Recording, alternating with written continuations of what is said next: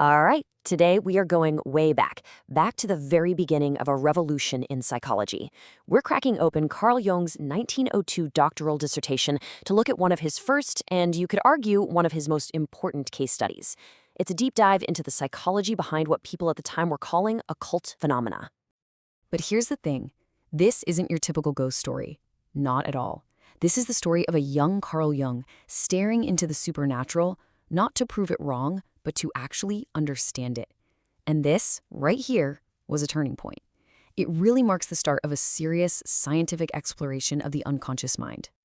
Now, to really get why this was such a big deal, you have to picture the time. We're at the turn of the 20th century, and it was a total battleground of ideas. You had hardcore scientific rationalism on one side, and on the other, this massive, hugely popular spiritualist movement. Everyone was fascinated with seances and talking to the dead. In this case, it lands right in the middle of that explosion. Jung's whole approach here is just so important. He doesn't start by just dismissing these experiences. You can see it in his own words from the dissertation. He acknowledges these rare states of consciousness are real things that are happening and that they're worth studying. But, and this is the key, he wasn't looking for spirits. He's hunting for a scientific, a psychological explanation. And this really shows you the massive gap between his thinking and everyone else's. Mainstream medicine at the time just had these easy dismissive labels, right? Oh, it's hysteria, it's epilepsy, or, she's just a fraud. But Jung was asking these much, much deeper questions. He wasn't just slapping a label on it. He was asking, why? What is the purpose of this state? What does it mean? That change in perspective, that one shift, is absolutely everything. So let's get into the case itself. The subject of his dissertation was a 15-and-a-half-year-old girl. He calls her SW in his writing.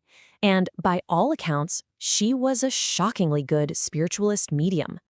The very first thing Jung notes is her family history. And honestly, it is jaw-dropping. We're talking visions, hallucinations, trances, prophetic states, running through multiple generations on both sides of her family. Looking at this today, it's like a textbook case suggesting a really powerful genetic and probably environmental predisposition for these kinds of dissociative states. The main thing Jung is looking at here is a phenomenon called somnambulism. And it's really important we understand what he meant by that. It's not just sleepwalking. He called it a systematic partial wakefulness. Think of it as a deep trance state where someone can perform really complex, coordinated actions, but it's all happening outside of their normal, everyday conscious mind. So what did one of these seances with SW actually look like? Well, Jung recorded this sequence perfectly. It would start with a physical change. She'd go pale, her body would get rigid. Then, a totally new personality would just emerge, speaking right through her. And this wasn't just talking. It was a full-on theatrical performance filled with passion and eloquent speeches. And then, just as suddenly, it would end, and she'd wake up with almost no memory of what had just happened. Now, a lot of different spirits would show up in these seances. But Jung's investigation took a huge leap forward when he noticed that one of them wasn't just a random visitor. It was a consistent, fully developed second personality coming from inside SW herself. And this personality had a name, Ivanese. And the difference between the two was just stunning. When SW was awake, she was, a pretty typical, kind of nervous and unstable teenager. But Ivanese was the complete opposite. She was mature, wise, calm, totally self-assured, and spoke with this incredible religious depth. I mean, the psychological split was crystal clear. You just couldn't deny it. And here is Jung's massive breakthrough. He realized Ivanese wasn't some ghost from another dimension.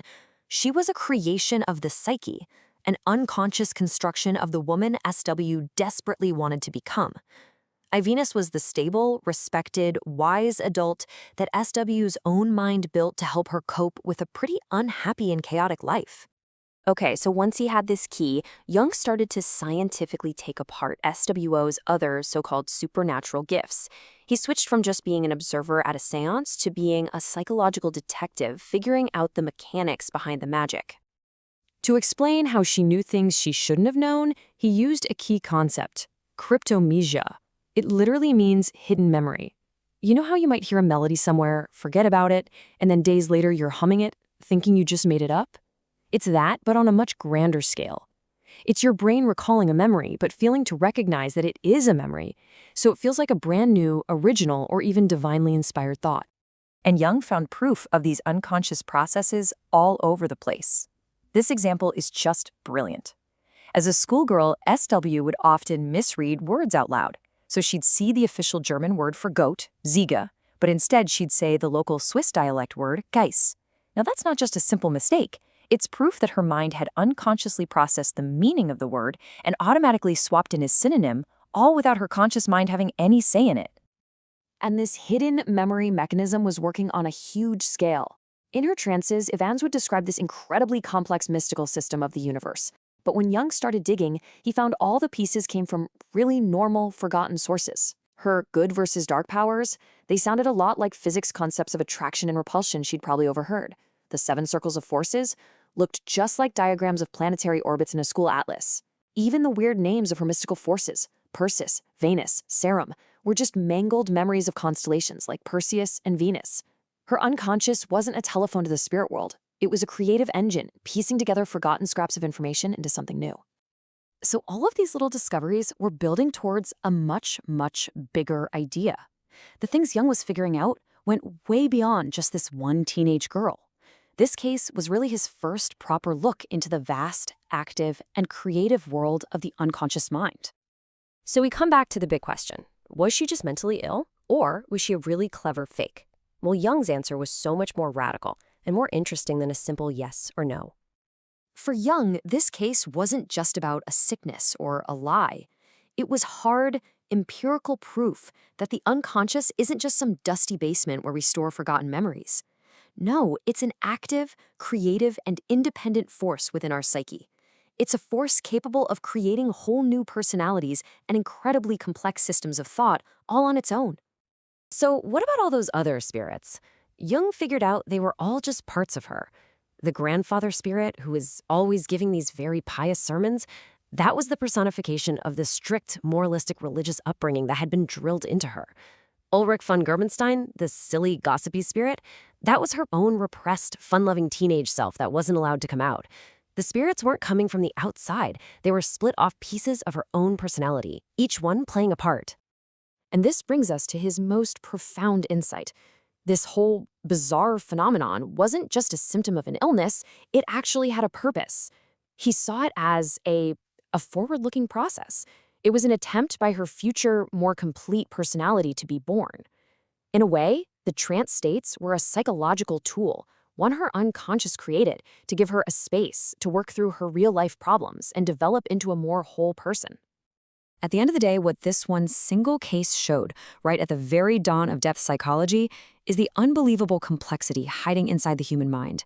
It proved that just beneath the surface of our normal consciousness, there are hidden personalities, huge vaults of forgotten memories, and maybe most importantly, the powerful, creative seeds of the people we have not yet become.